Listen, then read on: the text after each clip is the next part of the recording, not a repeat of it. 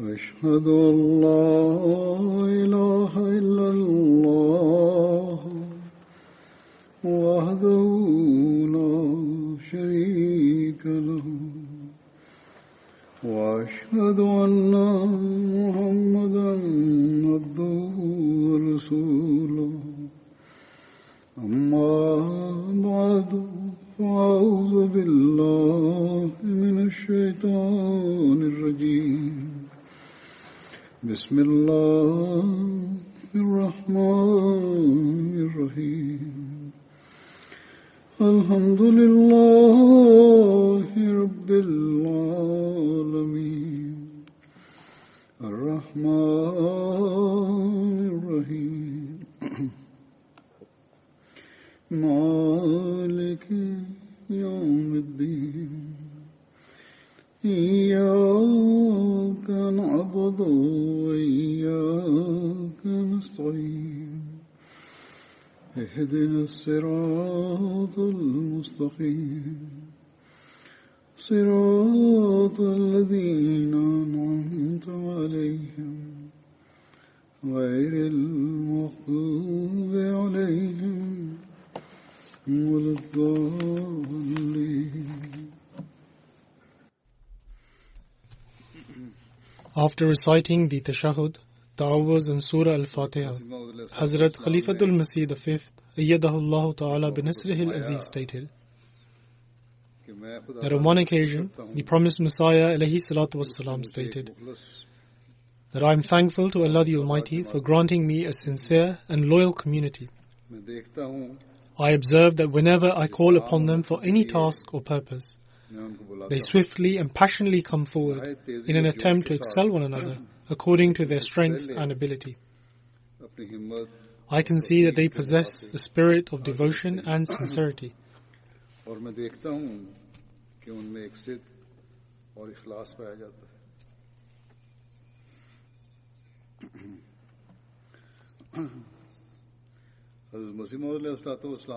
We have observed the expressions of the sincerity, the bond and the love towards the promised Messiah alayhi salatu wassalam. And there are countless accounts of the companions of the promised Messiah alayhi salatu wassalam.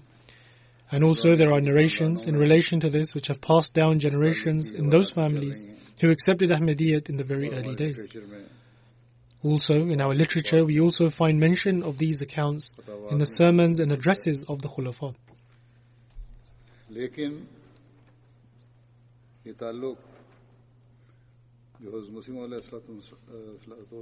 However, this relationship that existed with the promised Messiah alayhi salatu wassalam, and that still continues down in their families, is also present among those who later joined the community as well. And so it should be.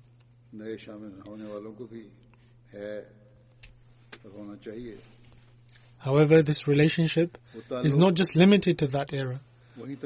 In fact, in accordance with the promise of Allah the Almighty with the promised Messiah alayhi salatu wassalam, there exists an equally strong bond with the succession that followed him.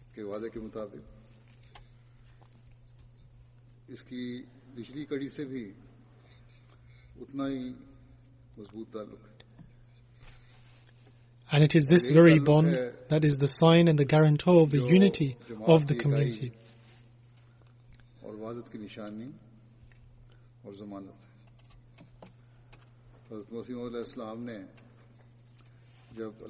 When the promised Messiah alayhi salatu wassalam informed the community of his departure from this world after having been informed by Allah the Almighty, along with this, in order to reassure the community, the promised Messiah alayhi salatu wassalam also gave the glad tidings of the establishment of the institution of Khilafat in the community after having been informed about it by Allah the Almighty. Hence, the promised Messiah alayhi salatu wassalam wrote in his booklet entitled Al-Wasiyat, i.e. the will, "So do not grieve over what I have said to you, nor should your hearts be distressed. For it is essential for you to witness the second manifestation also, and its coming is better for you, because it is everlasting, the continuity of which will not end until the day of judgment.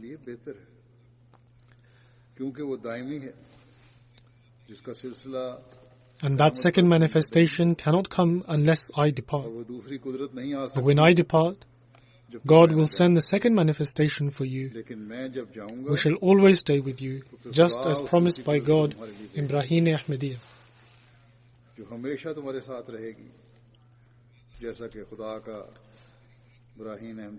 The promised Messiah alayhi salatu wassalam further states, and this promise is not for my person, rather the promise is with reference to you, as God addressing me states, that I shall make this Jamaat, who are your followers, prevail over others till the day of judgment.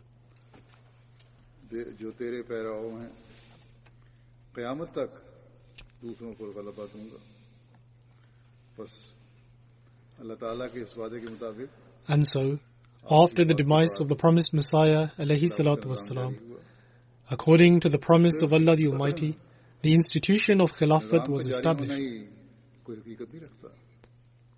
However, the mere establishment of an institution or a system does not hold any significance unless there is a relationship between the Khalifa of the time and the members of the community based on sincerity, loyalty, devotion and love. And such a bond can only be created by Allah the Almighty alone.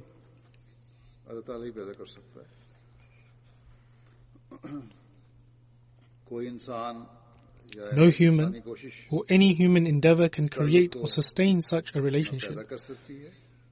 And it is this bond that is the guarantor of the unity and the progress of the community.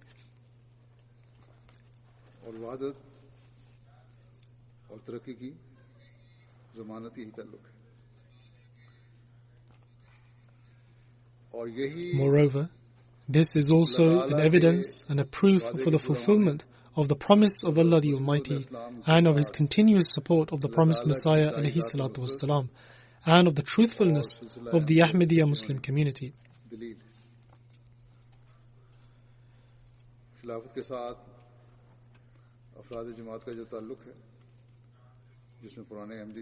The relationship that members of the community have with Khilafat is possessed by those who have been Ahmadi from birth as well as those who have recently joined. Similarly by children, youth, men and women, and also by such Ahmadis who live far away and have never even seen the Khalifa of the time. All of these individuals are part of this.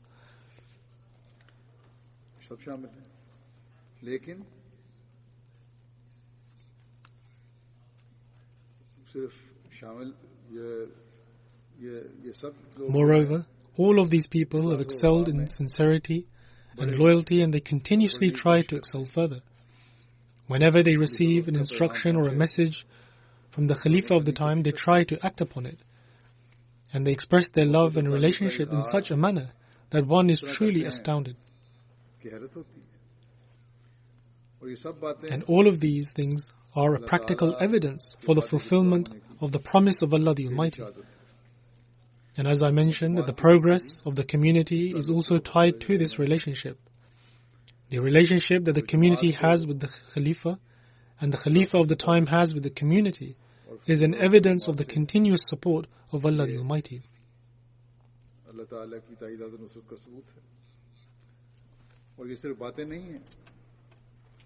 And these are not just empty words. Rather, they are supported by hundreds of thousands of accounts where the members of the community have expressed these sentiments. And if all of these accounts were gathered, they would result in countless volumes of books.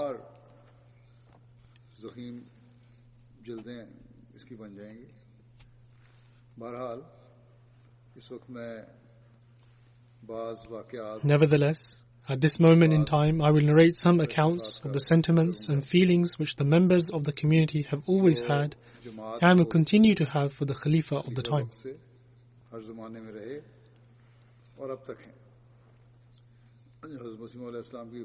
This started right after the demise of the promised Messiah alayhi salatu wassalam, and 112 years later, they continue till this very day.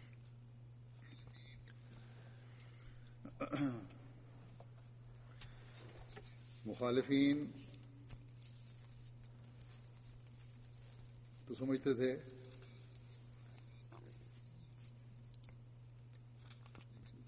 The opponents of the Jamaat believed that this community would come to an end after the demise of the promised Messiah alayhi salatu wassalam.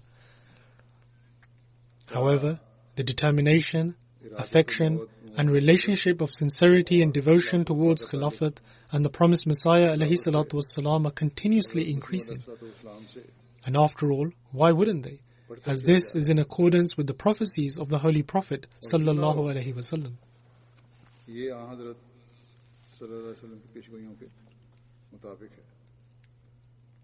In any case, I will now present some accounts, and I will start by narrating one or two accounts relating to the time of Hazrat Khalifatul Masih I radiyallahu ta'ala anhu.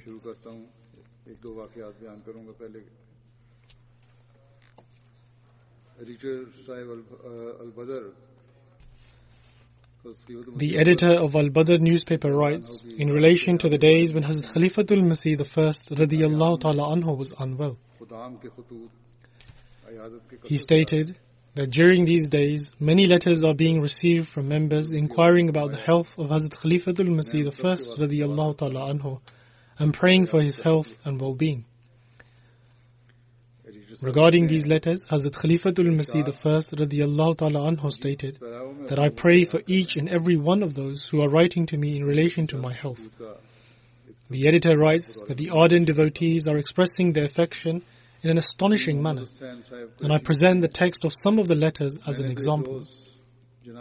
Hakim Muhammad Hussain Sahib Qureshi writes that one day I prayed to Allah the Almighty that, O my Master, the needs of Hazrat Nuh alayhi salam were limited to a certain area, and only you are aware of the needs of today. Thus, accept our supplications and grant our Imam a life as long as Hazrat Nuh alayhi salam's. Then, Brother Muhammad Hassan Sahib Punjabi writes from Madras, I became so overjoyed reading the news of the recovery of Hazrat Sahib, Hazrat Khalifatul Masih I radiyallahu ta'ala anhu, that only my benevolent Master and merciful God is aware of it. Following this, the editor writes that love is a strange thing. Our friend Mian Muhammad Bakhsh Sahib, who resides in Australia and works in the trade industry, writes in one of his letters that the heading at the bottom of the newspaper from Qadian in relation to Hazrat Khalifatul Masih I radiyallahu ta'ala anhu should not only comprise of the words of Khalifatul Masih, but within the heading it should also contain words in relation to his health and well-being. And the reason for this is that as soon as we open the Badr newspaper, the very first words our longing eyes search for are the words of this heading, and it is our desire that such words are included in this very heading, which will immediately grant comfort to our hearts before reading the actual passages inside the newspaper.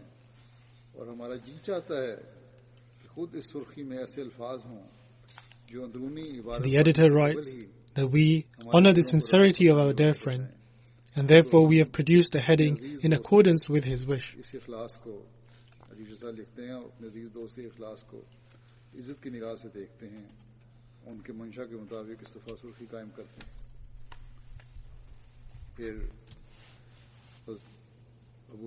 Then Hazrat Abu Abdullah Sahib of Kehwa Bajwa, who was a companion of the promised Messiah alayhi salatu wassalam, mentions that he was once sat in the company of Hazrat Khalifatul Masih I radiyallahu ta'ala anhu and requested to be given some guidance.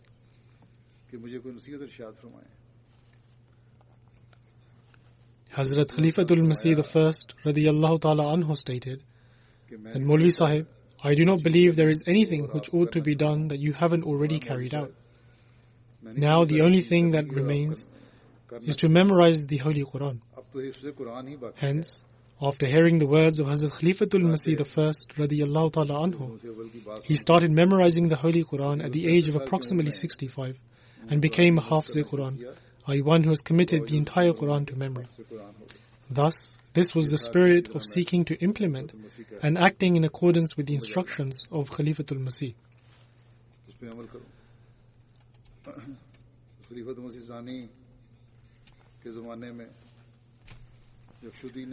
Then during the era of Hazrat Khalifatul Masih II radiyallahu ta'ala anhu, when the Shuddhi movement gained strength and momentum, and observing this, Hazrat Muslim Maud radiyallahu ta'ala anhu became greatly anxious. This movement began in the area of Malkana, and during his Friday sermon the very same year, on 9th March 1923, Hazrat Muslim Maud radiyallahu ta'ala anhu presented a scheme to the members of the Jamaat to travel to those areas on their own expense in order to preach who had turned away from their faith and invite them back to Islam.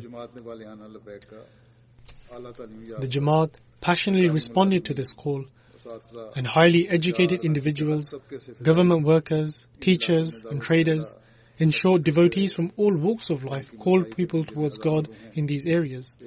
And as a result of their efforts, thousands of souls once again declared the kalima, i.e. Muslim creed of the one God.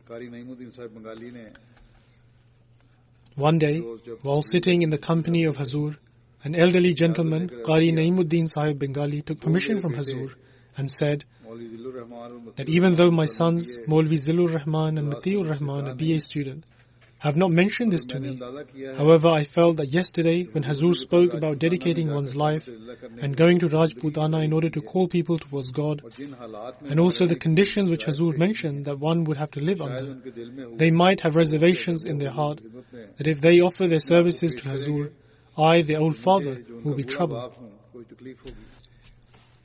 However, I hold God Almighty witness in the presence of Hazur and say that I am not the slightest bit sorrowful or distressed at them leaving and to face hardships. And I emphatically say that even if both of them were killed whilst working for the cause of God, I would not shed a single tear. Rather, I would express my gratitude to God Almighty. And this is not just in relation to these two sons of mine. In fact, even if my third son, Mahbubur Rahman, were killed whilst rendering his services, and even if I had 10 other sons who would be killed as well, I would not express any sorrow. Upon this, Hazur, as well as the members of the Jamaat, said, Jazakumullah, I may Allah reward you.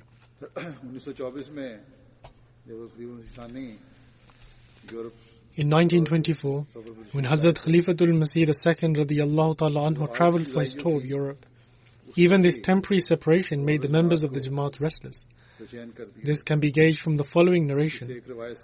Babu Sirajuddin Sahib, a station master, writes, My master, we are far away and helpless. And if it were possible, we would have become the dust under Hazur's feet, so that we would not have to endure the pain of this separation. My master, I did not visit Darul Aman, i.e. Qadian, for 4 years now. However, my heart was content at the fact that whenever I desired, I could go and kiss Hazur's feet. Now, even 1 day of separation is proving to be difficult.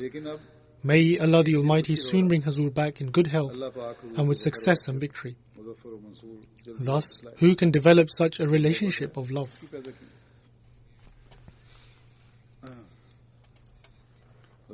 Hazrat Khalifatul Masih II radiyallahu ta'ala anhu states that a young man heard about my scheme which I announced last year.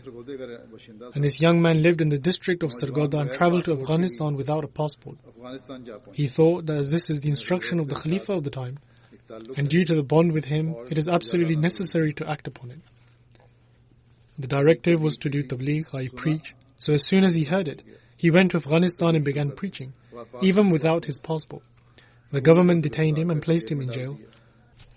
And there too he would preach to the prisoners and prison guards. It is also there that Ahmadis acquired further knowledge and where he influenced some of the people. Eventually the prison officers filed a report stating that he was also influencing those in the prison. The clerics issued a fatwa of death against him, but the minister said that he is a citizen of the British Empire, therefore they cannot execute him. In the end, the government sent him under their protection to India.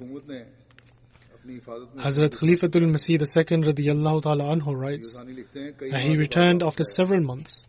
The extent of this person's determination was such that when I told him that he had made a mistake and that there were many other countries he could have gone to and preached without being detained, he immediately replied by saying that he would go to any country I suggested. The young man's mother is still alive, yet he was ready to travel to another country without having first met her.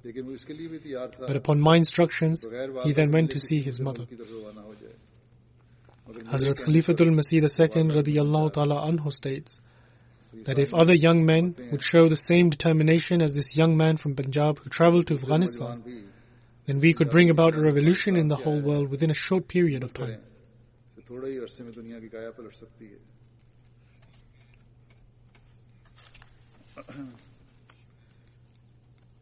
शाम के एक दोस्त थे Muhammad al-Shawah Sahib. Then there is an account of a Syrian brother by the name of Muhammad al-Shawah Sahib.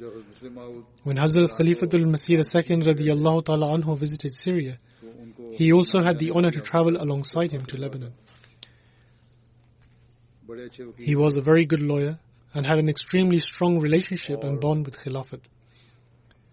खिलाफत से कैसा ताल्लुक था कि जो Since he was a lawyer, he would normally like everything to be supported with evidence. But whenever he was told that this was an instruction by the Khalifa of the time, he would say that this is sufficient. Once an instruction has been received, then the matter is finished and this is the final decision. Thus, such was the relationship these people had with Khilafat. ये ताल्लुक था इन लोगों का खिलाफत salsa का ज़माना आया. Then came the era of the third Khalifa, wherein there was an American lady by the name Naima Latif Sahiba, who had boundless love and affection for Khilafat and the Khalifa of the time, and who always gave absolute priority to obedience to the Khalifa of the time. During the tour of Hazrat Khalifatul Masih III, rahimahullah, to America, he delivered an address at a university on the topic of the importance of the veil. After listening to this address of Hazrat Khalifatul Masih III, rahimahullah, she straightway began wearing the hijab, i.e. the Islamic veil, and she became the only woman in that time and in the vicinity to be seen wearing the Islamic veil. As it was the instruction of the Khalifa of the time, and due to her bond with Khilafat, she had a longing to fulfill the instruction, and moreover, as she had taken the oath of allegiance, she wished to act upon it right away. नज़ीर अहमद साहब सांवल जिला खानेवाल के एक मुखलिस अहमदी थे.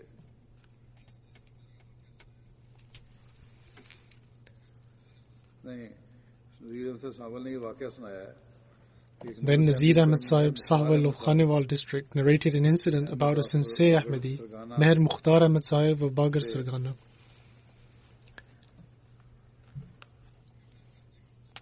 Whilst relating this incident, he states that in the circumstances during 1974, the opponents had made Meher Sahib's life very difficult. Furthermore, as a result of his passionate calling to the way of Allah the Almighty, his kindred began opposing him very severely and boycotted him completely. Nevertheless, this strengthened his faith further, and he increased the scope of his acquaintances and friends. The opponents also increased in their opposition and made more and more plots and schemes against him. And so, for the sake of his children's education and to grow up in a pure environment, he sold his plot of farmland and rented a plot near Rabwa and began cultivating it.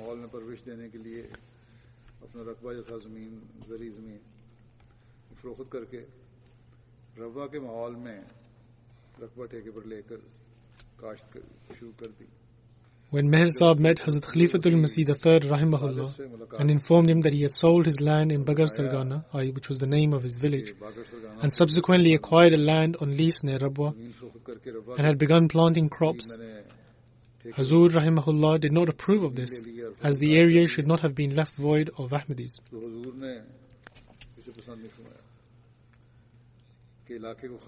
Thereupon, Meher Sahib acted immediately in accordance and demanded the money back from the landlord for the lease. But after he had been refused, he left all the crops and returned to his land in Bagar Sargana without the lease money. He then tried to buy his land back that he had sold and purchased it at a higher price again, and then went to Hazrat Khalifatul Masih III rahimahullah to inform him that he had acted according to his instructions. Hazur rahimahullah expressed his joy upon hearing this, and Meher Sahib was also very pleased as a result.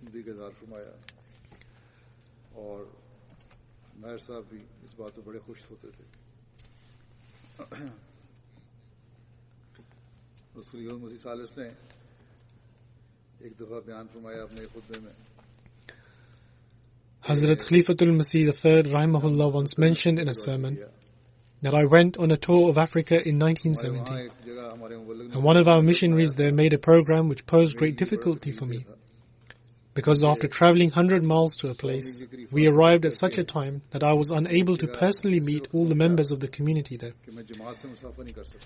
The difficulty was not because the trip was approximately 100 miles, but it was due to the fact that the program was so brief that he could not personally meet the people of the community there, as he had to deliver an address there where there were also Christians from other countries in attendance.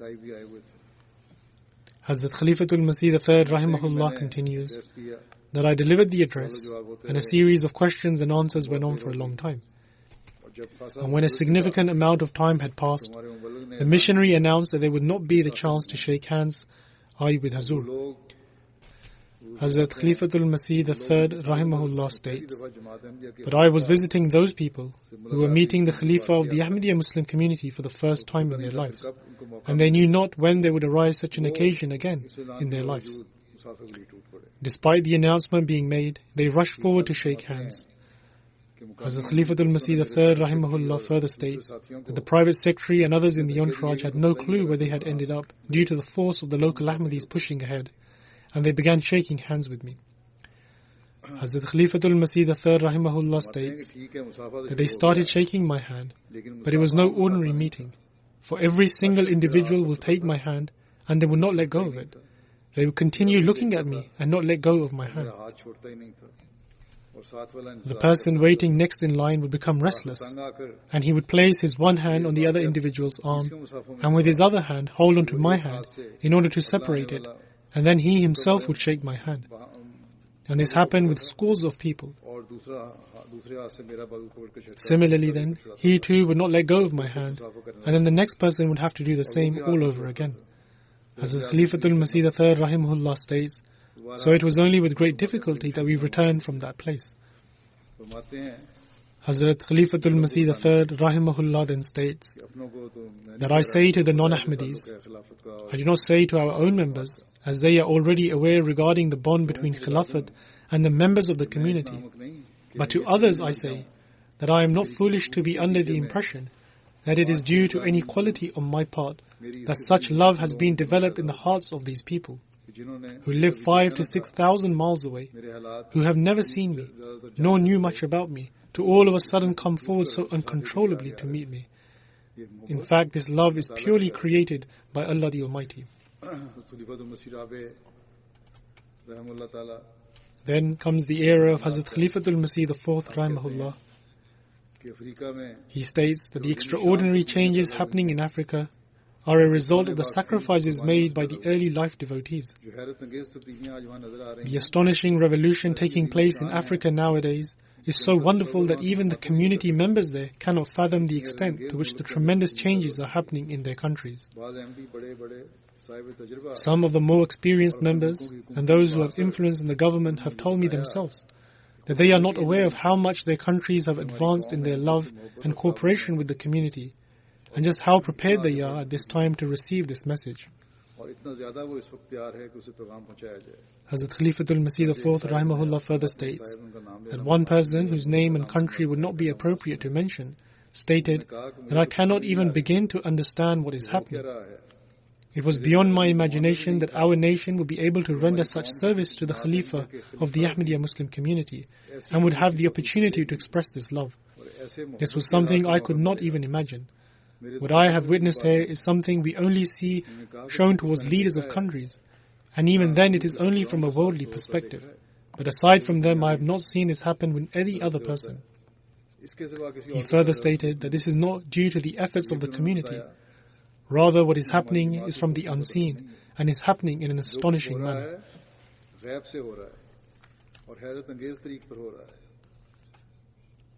Hence, this is all brought about by Allah the Almighty Himself. Then, with regards to Pakistan, on one occasion, Hazrat Khalifatul Masih IV rahimahullah pointed out some of the problems and ills found there, and mentioned about the inappropriate use of video cassettes. He stated that I announced in a sermon that some ill customs have become prevalent, which will result in a nation's morals to be destroyed, and the peace within households to vanish, and the loyalty between husband and the wife to break, and bring about obstructions and a distance in their relationship. Therefore, do not let this trend thrive and spread. And subsequently, I received letters from Pakistan, which caused my heart to prostrate before God Almighty. Hazrat Khalifatul Masih IV Rahimahullah states that I received letters from Pakistan which caused my heart to prostrate before God Almighty over and over.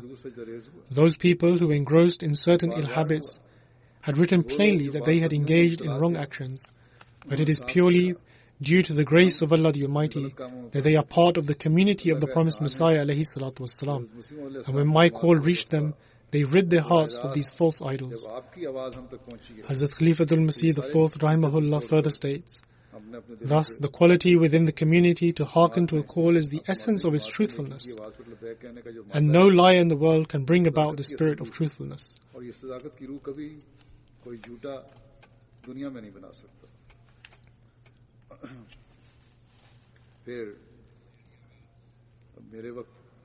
Then there are accounts in my era.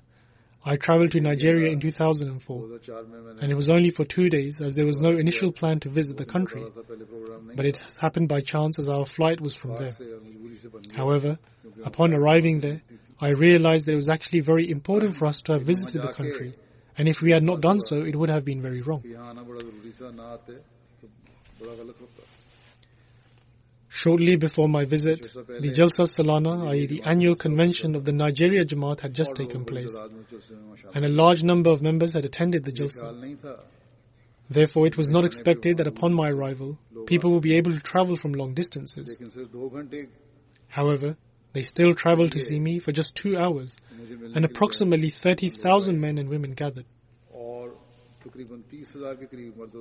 Moreover, to witness their sincerity and loyalty was indeed a wondrous sight.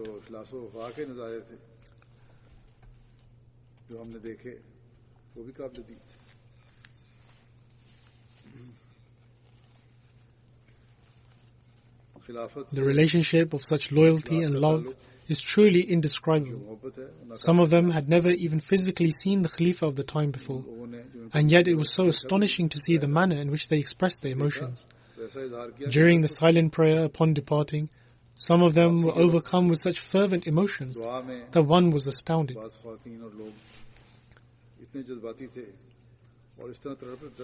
However, it is Allah the Almighty alone who can instill such love, and this love can only be expressed for the sake of Allah the Almighty.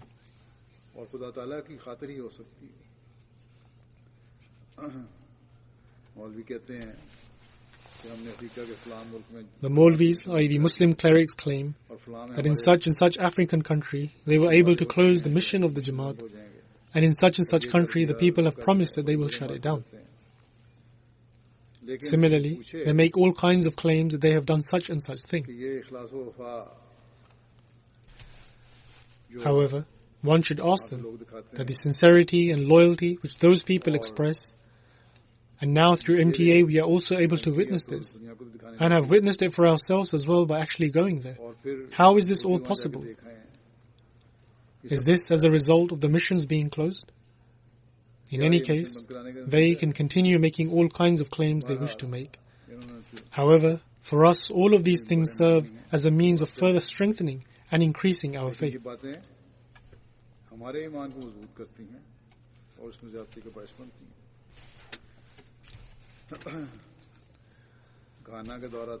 Then in 2008, I visited Ghana, and by the grace of Allah the Almighty, the Jamaat has purchased a large area of land, which is approximately 500 acres.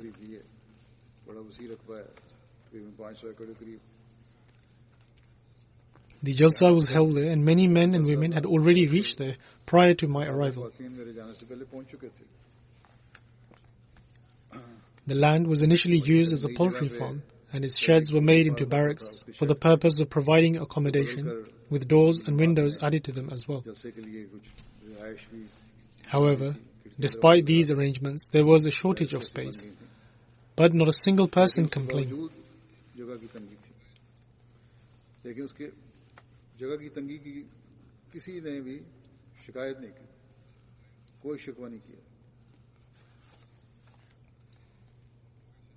Many of those who were attending the Jalsa were well off, including businessmen, school teachers, and other professionals.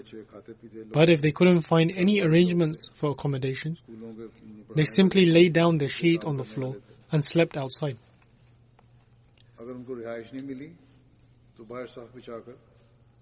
Generally, the Ghanaian people demonstrate a lot of patience, but they exhibited patience even more so during the days of the Jalsa.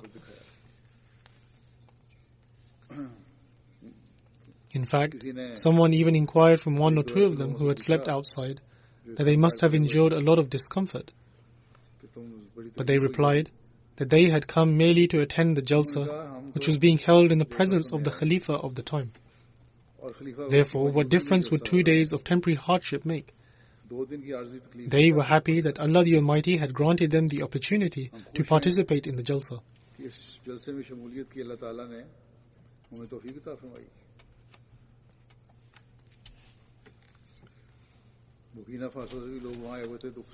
People had also travelled from Burkina Faso to attend the Jalsa in Ghana and from various other neighbouring countries as well.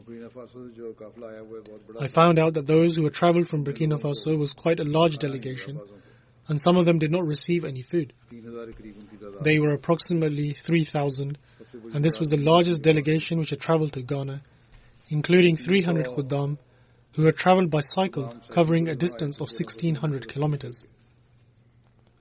In any case, I instructed one of the missionaries there that they should apologize to them and they ought to take care of them from now. When they conveyed the message of apology, they replied that the purpose for which they had travelled has been achieved. They stated that food was no issue for them, for they eat food every day. It is possible that owing to their straitened circumstances, they may not even have food to eat daily. But nevertheless, they said that it was not every day that one is able to partake of the spiritual nourishment which they were now receiving.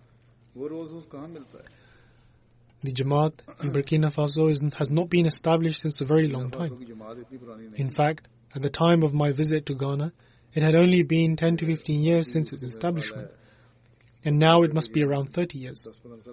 However, they continue to excel in their sincerity, loyalty and love.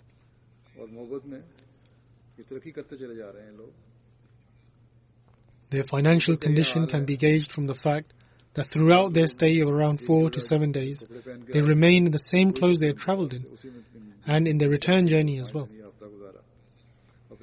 They had slowly been saving money so they could travel for the Jalsa, which was the Jalsa in the centenary year of Khilafat and was being held in the presence of the Khalifa of the time, and therefore they wanted to make every effort to ensure they could attend. Thus, who else can instill such love in people other than Allah the Almighty?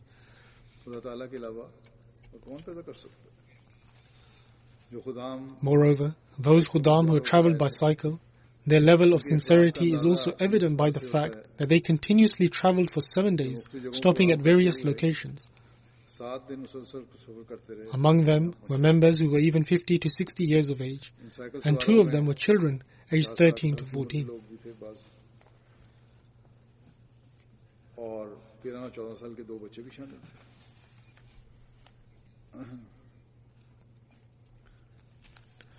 The Sadr Khuddam al-Ahmadiyya, i.e. president of the youth organization at the time, was asked about their journey. And it was mentioned that it must have been quite difficult. However, he replied that the early Muslims rendered countless sacrifices for the sake of Islam, and they also desired that their Khuddam be ready to offer any kind of sacrifice. And so, they wanted to do something in the centenary year of Khilafat, which would enable them to express their sincerity and loyalty with Khilafat, and so that they could tell the Khalifa of the time that they were ready to offer any kind of sacrifice and accept any challenge.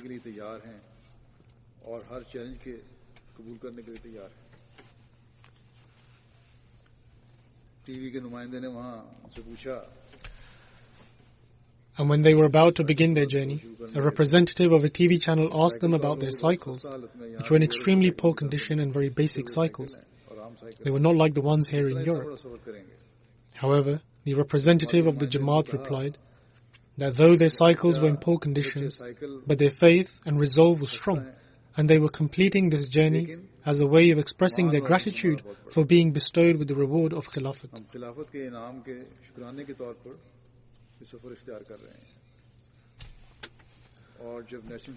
And when the national TV station published this news, the headline read that travelling for the sake of Allah from Wagah to Accra to commemorate the centenary year of Khilafat. Wagga is the capital city of Burkina Faso, and Accra is the capital city of Ghana. It further mentioned that although their cycles are in poor condition, but their faith is extremely resolute. This was one of the headlines which the newspapers published.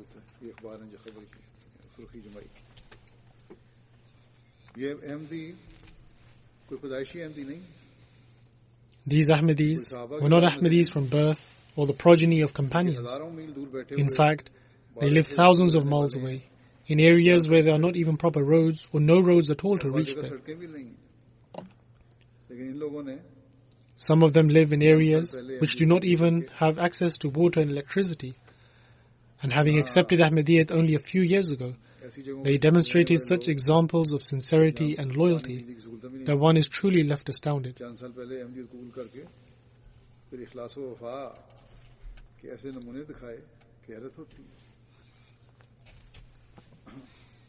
In certain areas, the circumstances of extreme poverty have caused them great distress.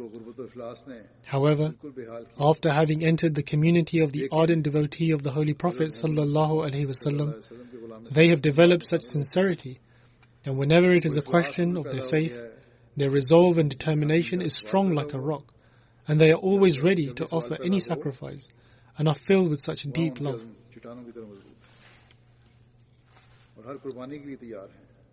Thus, we should always pray that may Allah the Almighty continue to increase them in their faith and loyalty, and also increase us in our faith and loyalty as well.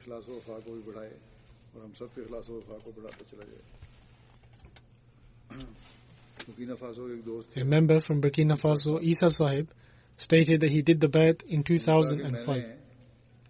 At the time, it had been 3 years since he had become Ahmadi, and he said that after 3 years, it is only today that I have realized how fortunate I am and what I have truly found. He said that it is not possible to express my happiness in words, because today I have seen and met the Khalifa of the time. Among them were some whose love for Khilafat was evident from the tears flowing from their eyes. Therefore, this is the level of sincerity and loyalty which is being developed in the newly formed Jamaats.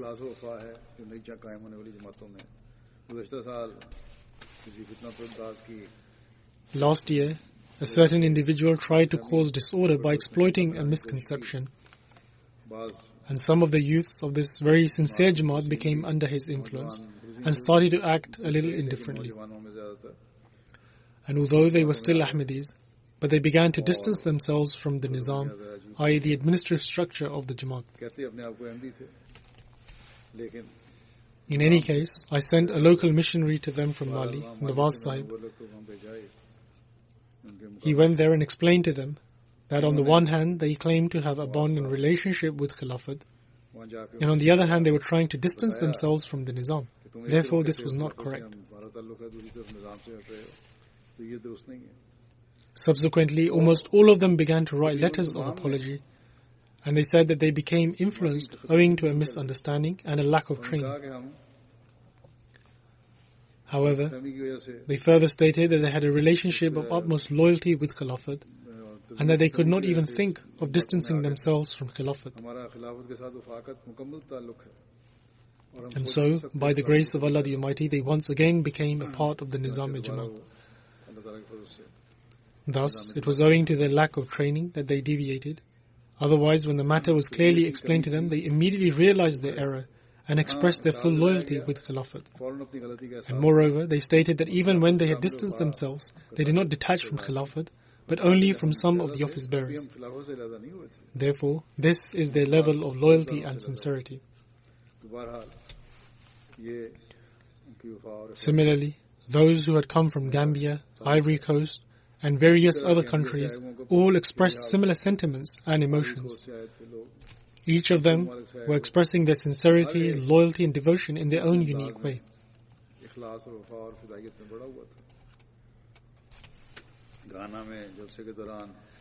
I have previously mentioned this as well, that during the occasion of the Jalsa Salana in Ghana, there was quite a distance from our residence to the Jalsa Gah. Since it was a meandering road, therefore it was almost a distance of 1 kilometer. However, the women and men would line up and would have children lifted in their hands in order to convey the salam. There would be a display of such deep love and emotion. There were almost 50,000 women in attendance at the Jalsa of the centenary year of Khilafat, and they were all expressing their sincerity and loyalty with Khilafat. Their deep love was evident from their eyes, their conduct, and their faces. They also know how to safeguard their prayers as well, and they would actively take part in the Tahajjud prayer and the congregational prayers.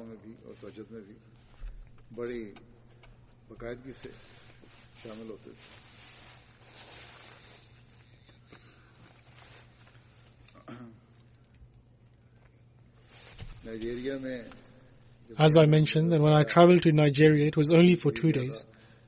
In fact, this particular incident is relating to when I visited the second time and traveled by road from Benin. Or perhaps I believe it is relating to the first visit in 2004. But in any case, we stopped at a place where initially we had not planned to stop. I believe this was actually in 2004. But in any case, it was mentioned that a new mosque had been constructed which they wanted me to see. The members had also gathered there, and it was the desire of the men and the children to shake my hand. And also the women wanted to come forward as well to see me. However, due to the shortage of time, it was not possible to shake everyone's hand, but those who persisted in their efforts managed to shake my hand. There was also a particular moment where the crowd was pressing ahead, and one of the members of our entourage told one of the ladies to move a little back. However, this lady became so angry, and it seemed as if she was about to lift him and throw him away. She said that, "Who are you to come between me and my Khalifa?" Thus, such were their emotions. However, after a short while, I told them all to quieten down and take their seats, and it was only thereafter that the Ahmadis, who were in their hundreds, quietly sat down.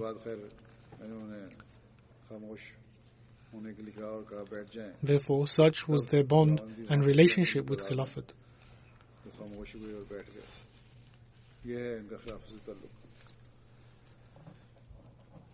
People often assume that people living in the USA are very materialistic and have very little connection with faith. However, Hazrat Khalifatul Masih III rahimahullah also narrated an incident of how he once received a letter issuing a threat. And when this news reached people, there were 2 Ahmadi members who were professional security guards, and they travelled themselves and stood guard outside his residence all night.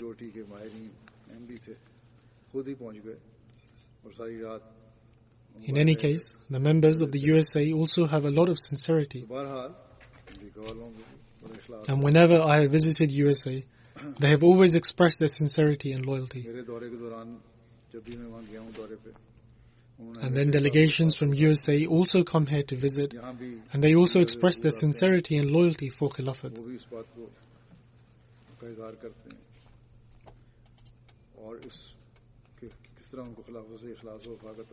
Therefore, their conduct in itself refutes this notion that they are only immersed in worldly pursuits.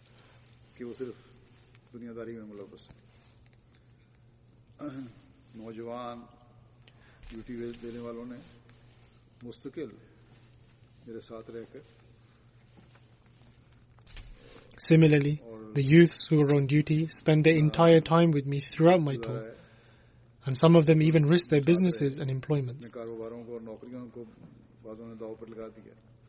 There were some members who mentioned that they had only recently started a new job, but they could not get leave to attend the Jalsa and see me.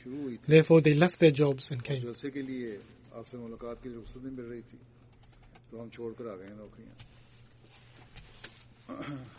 Similarly, Khuddam from Canada display the same spirit. Hence, whether it be youth, children, and women belonging to USA, Canada, or any other country of Europe for that matter, everywhere one can find such examples of sincerity and loyalty. However, this sincerity and loyalty cannot be instilled in a person through human effort.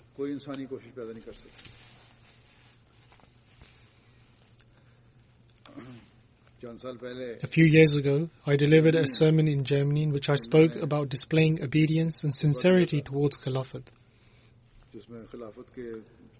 In fact, it was not just addressed for the people of Germany, but for everyone, and should be considered this way.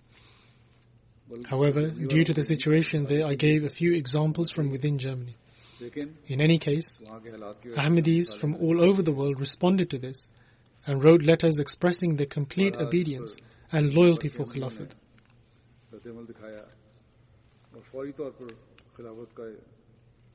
Similarly, the members in Germany also expressed similar sentiments. In fact, some of them particularly mentioned that as office bearers they would at times offer their own interpretations and inferences of the directives they received, and that in future they will, inshallah, God willing, not act in this manner. So may Allah the Almighty enable them as well as the rest of the world to act according to this.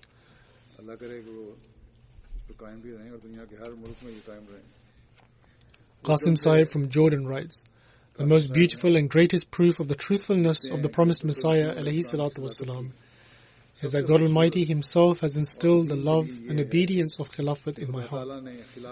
He states that a few years ago when I decided to take the Bai'at, a thought crossed my mind that whether or not the Jamaat is still established on the right path and fulfills the wishes of the promised Messiah ﷺ.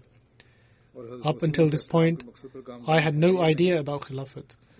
Upon this, Allah the Almighty showed me in a dream that Khalifatul Masih was spreading peace and tranquility and was issuing verdicts between those who quarrel and argue.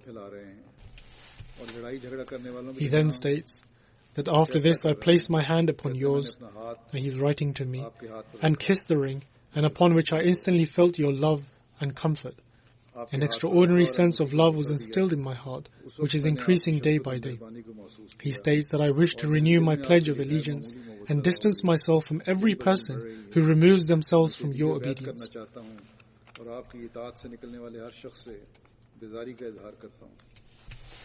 In Bulgaria, our opponents have left no stone unturned in our opposition. After a long time, the Jamaat has now been officially registered, whereas the registration had been cancelled previously. The Mufti, i.e. the Islamic scholar, or the expert in the field of jurisprudence of Bulgaria even tried to persuade some Ahmadis to leave the Jamaat by offering them money and other enticements.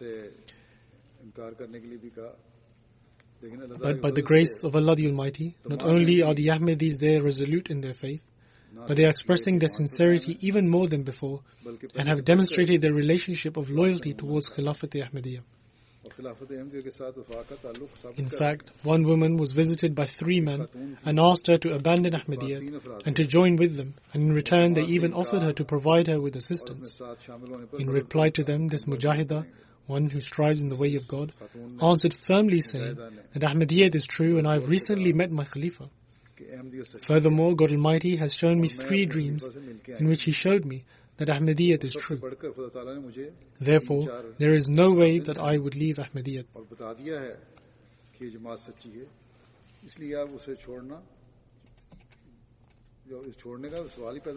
Then the current missionary in charge of Benin writes that in a recent Jalsa, i.e. gathering for the new converts, Razak Sahib, who attended the event, said that in the world, if someone is faced with a problem, they would go to their chief. And if he was unable to resolve the issue, he would go to the governor of the province. And after that, he would go to the mayor and subsequently the minister. Eventually, he would go to the president. And even then, there is no certainty that he will listen or help him. However, the system of the Ahmadiyya Jamaat is extraordinary. We have a Khalifa who understands the issues of every single person, irrespective of their language, race or background. He further stated that it is owing to the blessings of Khilafat-e-Ahmadiyya that we are now attached to the Holy Quran and that the Islam brought by the Holy Prophet ﷺ has now reached us.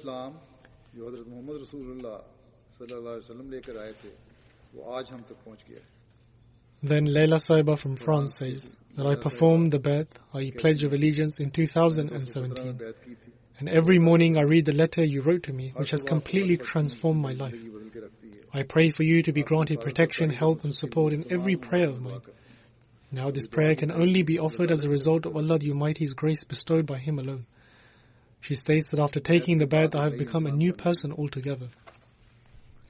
The missionary serving in the San region of Mali writes that a member of our Jamaat, Abdul Rahman Kolibali Sahib, who has passed away recently, that a short while before his demise he gathered all of his children and said that if I was younger and I had the strength to walk about, I would go to the mission house and render any service the Jamaat required of me. He also advised his children that he had 2 months of outstanding chanda and he is unsure what the future holds. Thus they ought to pay the arrears so that he does not depart this world in debt.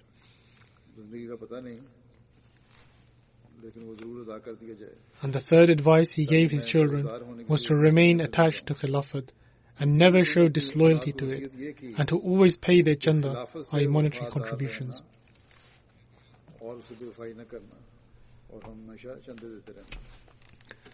Then Amir Sahib of Gambia writes that a lady named Rahmat Jallo Sahiba performed the bed, and after she was informed about offering sacrifices in the way of Allah the Almighty, she immediately took out 100 LSE. She owns a small shop, but she gave chanda which was greater than her means, and said that she only desired the love of Allah the Almighty and His Khalifa. She further said that it was owing to this love that she gave the chanda and offered sacrifices in the way of Allah the Almighty.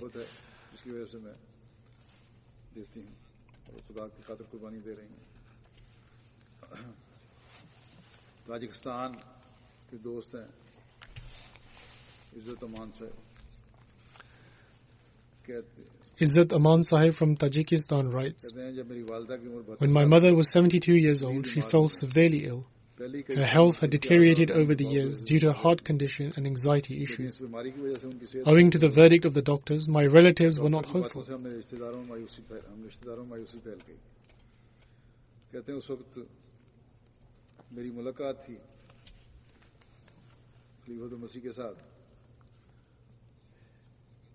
He then further writes that at the time I had met with the Khalifa, and because of this relationship with him, I was convinced that if I requested for prayers, it would certainly be accepted. He further writes, in any case, when I wrote for prayers, I received a reply in which homeopathic medicines had also been prescribed. My mother recovered, and at present she is 79 years old. This was at the time he wrote this. And she now even intends to go for Hajj. And this was all due to having a relationship with Khilafat and a result of the prayers of the Khalifa of the time, that Allah the Almighty has granted her a long life. Allah the Almighty ensures such accounts take place in order to strengthen one's faith and conviction, in order to demonstrate that the promised Messiah ﷺ was indeed truthful and sent by Allah the Almighty.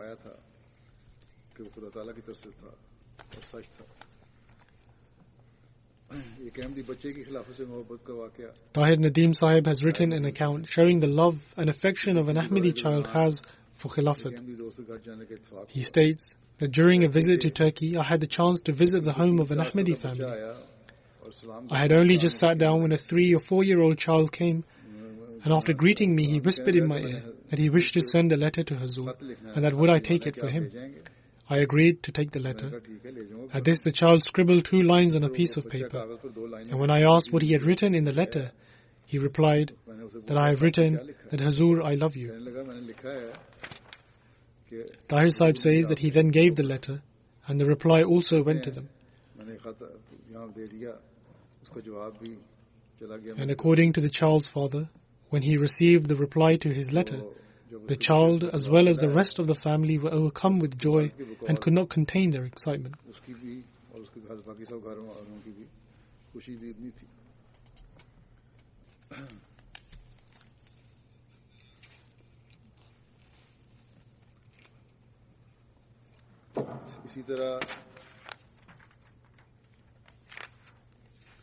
Similarly, the missionary in charge of Macedonia writes another incident about a child.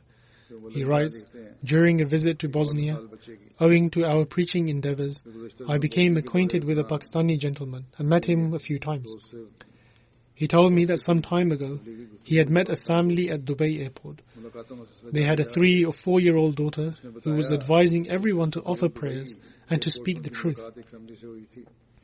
He says that when I learned that the family belonged to the Ahmadiyya community, I asked the girl what was her greatest desire, to which she replied that I wish to meet my beloved Khalifa who resides in London. तुम्हारी जिंदगी की सबसे बड़ी ख्वाहिश क्या है? He then said that this had a lasting impression on him, that a girl of such a young age only desired to meet with her Khalifa. कि इतनी छोटी उम्र और इतनी है और इसकी सबसे बड़ी ख्वाहिश खलीफा से मुलाकात करना है. इसी तरह Likewise, recently when I prohibited children playing a video game because of the harmful habits that can develop as a result of playing that, initially parents were worried as to how they would stop their children. However, many parents have written to me saying that after listening to my sermon, the children themselves said that since the Khalifa has prohibited that game, they will not play it. And even now I receive many letters in which they ask if they are permitted to play for a short time. And so this shows that they have a realization that owing to their relationship with the Khalifa, they are not to deceive him, nor do they do those things which the Khalifa has prohibited for their own sake.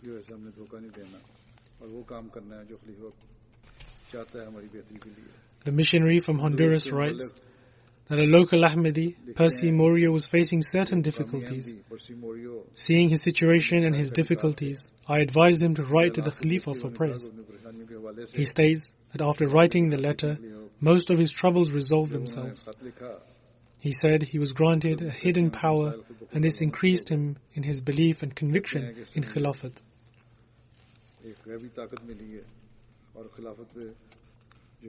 Afari Sahib from Morocco writes that my heart and my entire life is enlightened with the blessings and mercy of Allah the Almighty. I am grateful to Allah the Almighty who has granted me guidance.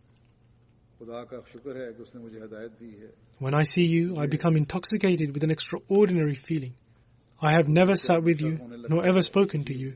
Undoubtedly, this is true love and bestowed by the power of God Almighty. May Allah the Almighty always grant you His help and succor. यकीनन ये खुदा की ताकत दा सच्ची मोहब्बत है. अल्लाह आपकी भाई को नसीब फरमाए. फिर ईमान साहिबा हैं यमन से, कहती हैं. Then Iman Sahiba from Yemen writes that I love Hazur more than myself, my children and my family. He is the peace and comfort of my heart. I am hopeful that Allah the Almighty will ensure that all matters return to normal.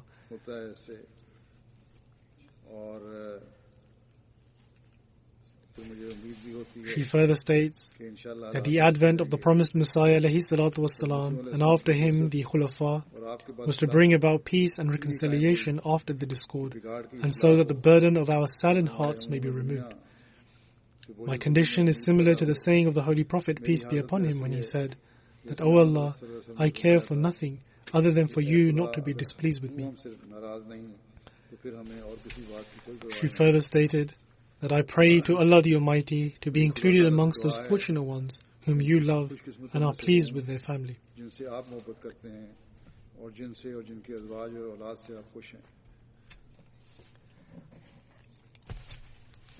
Tawfiq Sahib from Tunisia writes that we love you dearly. We have boarded your ship through which we receive our guidance and moral training.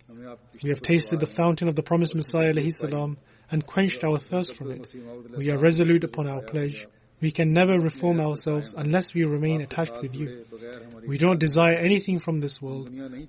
All that we desire is to be part of this blessed Jamaat. I request for prayers to remain firm on my pledge and to be granted the opportunity to act in accordance with it, and also for the Muslims to become united.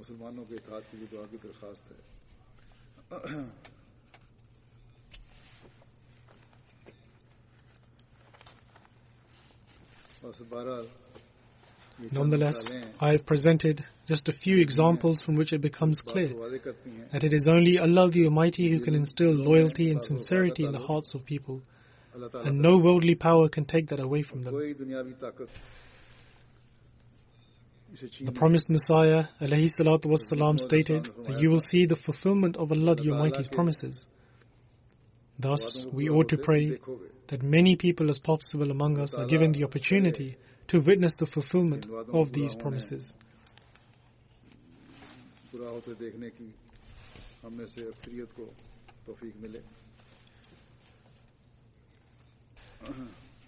I would now like to make an announcement regarding MTA.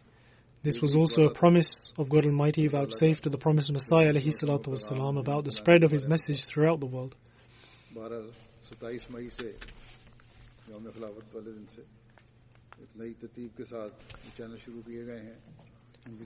From 27th May, on Yom Khilafat, i.e. Khilafat Day, the MTA channels have been reorganized, the details of which I shall mention. In the beginning, there were some difficulties in certain areas, particularly in USA, but should now have been resolved. And I would like to mention that MTA has now been split into 8 different channels, which has been divided according to locations.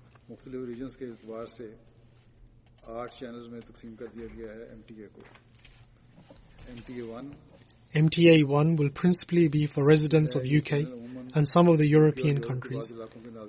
The main languages of this channel will be English and Urdu, i.e. the programs broadcast on this channel will be in the Urdu and English language, and programs in other languages will also be shown with Urdu and English translations.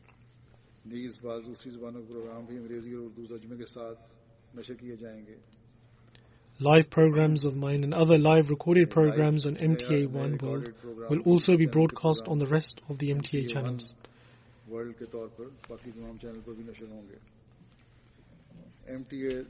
MTA 2 Europe. This channel will be for viewers residing in Europe and the Middle East. On this channel, programs will be broadcast in English, Turkish, French, Spanish, German, Dutch, Russian and Persian. At present, different languages are broadcast in 2-hour slots. Programs will be added to the aforementioned languages accordingly.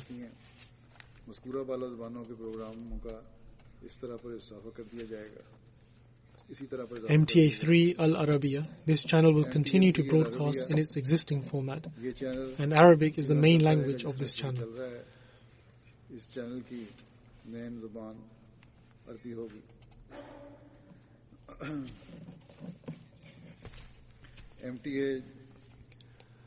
MTA 4 Africa.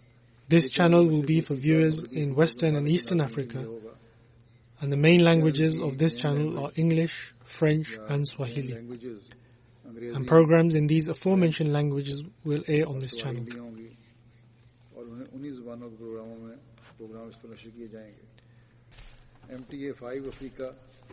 Then there is MTA 5 Africa. This channel will be for viewers in Western Africa, and the main language of this channel will be English. And in addition to this, there will be programs in Creole, Hausa, Chui, Yoruba.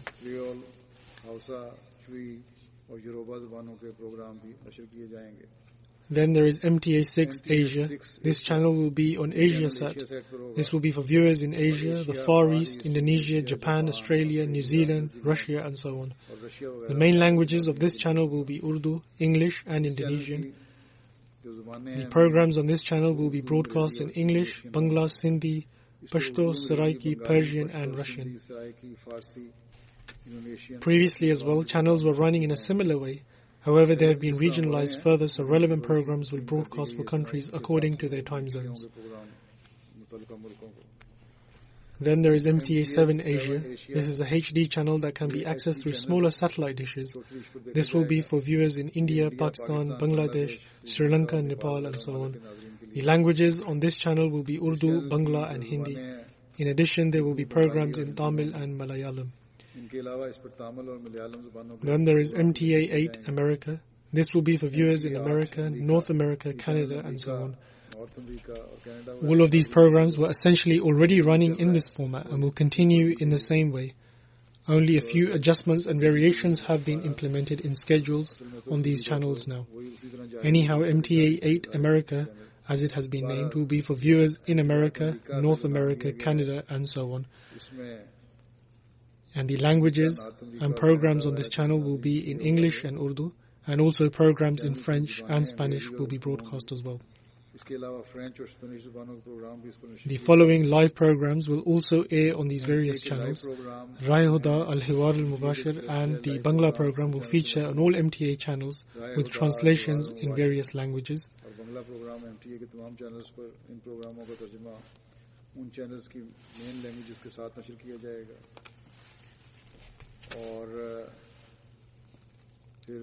Then there is MTA Journal Islam. This is a program in German and will feature on MTA 2 Europe.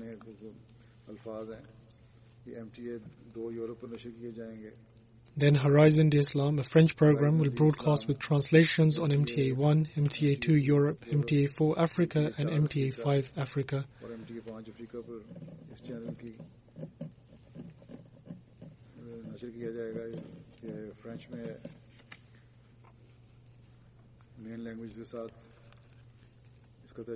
And Intikhab Sukhan and some other programs will also feature on MTA1, MTA2 Europe, MTA6 Asia, and MTA7 Asia.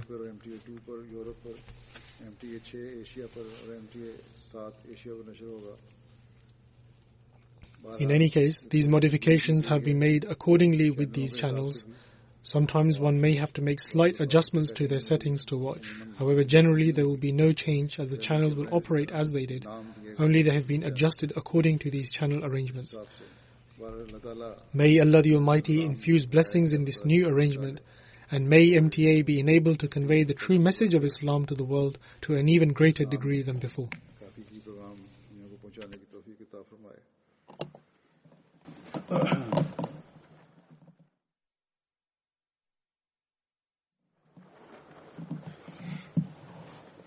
Alhamdulillah, alhamdulillah, nahmaduhu wa nasta'inuhu wa nastaghfiruhu wa nu'minu bihi wa natawakkalu alayhi wa na'udhu billahi min shururi anfusina wa min sayyiati a'malina.